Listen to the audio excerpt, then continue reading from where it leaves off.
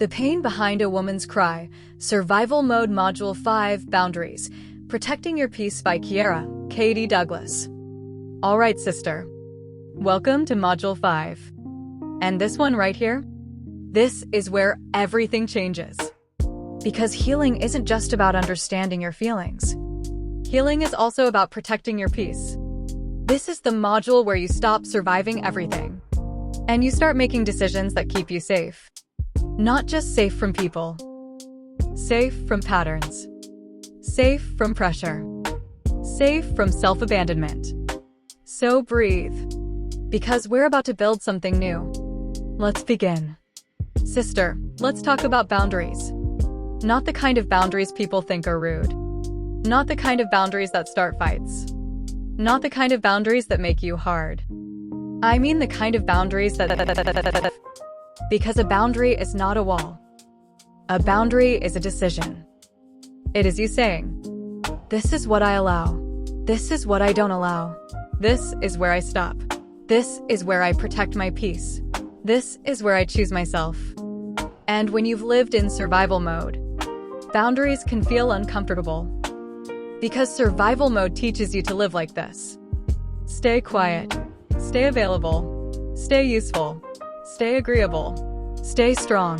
Stay forgiving. Stay understanding. Stay ready. But sister, listen to me closely. Keeping the peace at the cost of yourself is not peace. That is self-abandonment. And self-abandonment looks normal when you've done it your whole life. It looks like answering people when you're exhausted. It looks like saying yes when you mean no. It looks like accepting crumbs and calling it love. It looks like staying in disrespect because you don't want drama. It looks like shrinking your needs so you don't feel like a burden. It looks like explaining yourself to people who enjoy misunderstanding you. It looks like apologizing for having standards. But boundaries are not disrespect. Boundaries are clarity. Boundaries are self-respect in action. And the truth is, a lot of women don't struggle with boundaries because they don't know what to say. They struggle because they don't want to deal with what happens after they say it. Because after you say no, some people will change.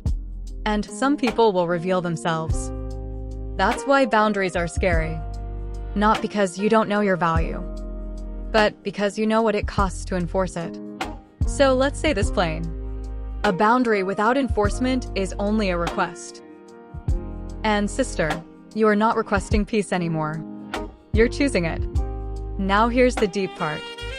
Boundaries don't just protect you from other people. They protect you from your own patterns. Because sometimes your biggest enemy isn't the person you're dealing with.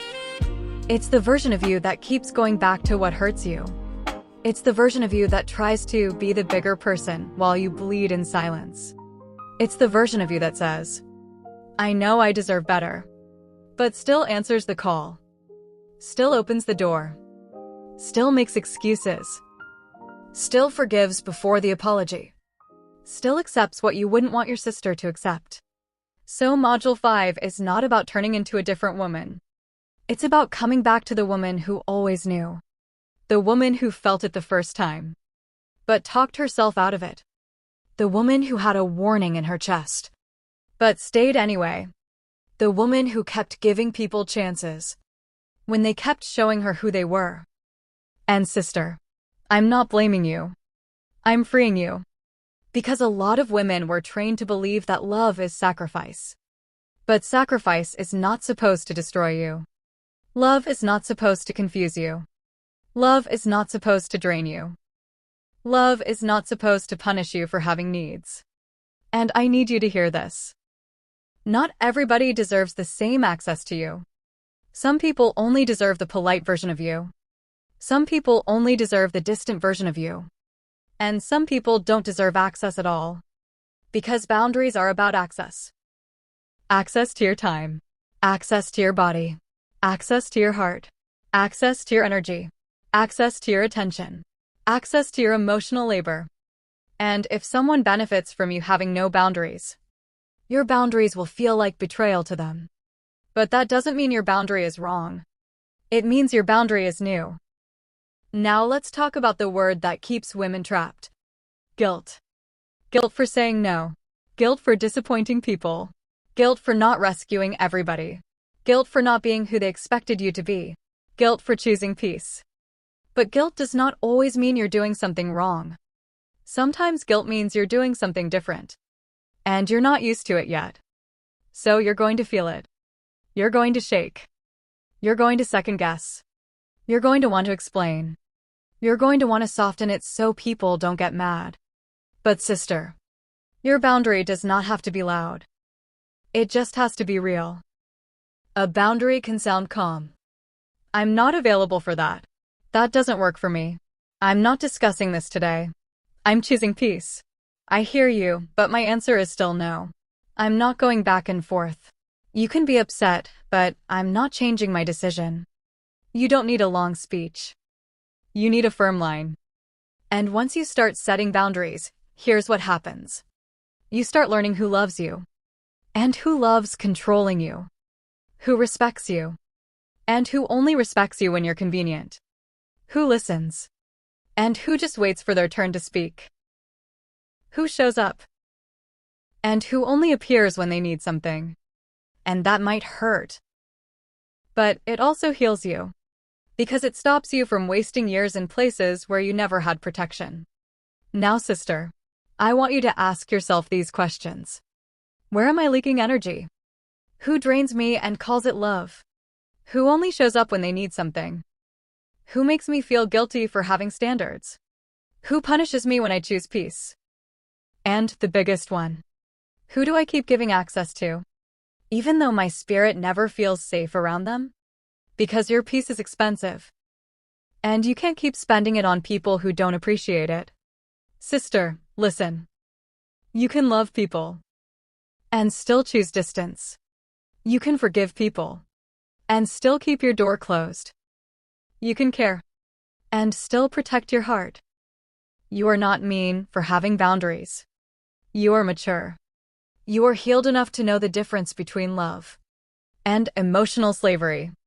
So this week, don't talk more. Observe more. Watch who respects you when you say no. Watch who tries to punish you when you choose yourself. Watch who acts like your boundaries are a problem, because they can't benefit from you anymore. And then decide if it costs your peace. It costs too much. Your boundary is not a wall, sister. It's a door. And you get to decide who has the key. All right, sister. That's the end of Module 5. Now this module is powerful, but it's not just meant to be listened to. It's meant to be lived. You have 3 PDFs for Module 5.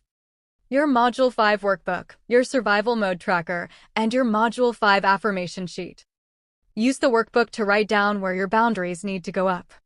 Use the tracker to catch the moments when you almost abandoned yourself again. And use the affirmations every day this week, especially the days you feel guilty for choosing peace. Because your boundaries aren't about pushing people away.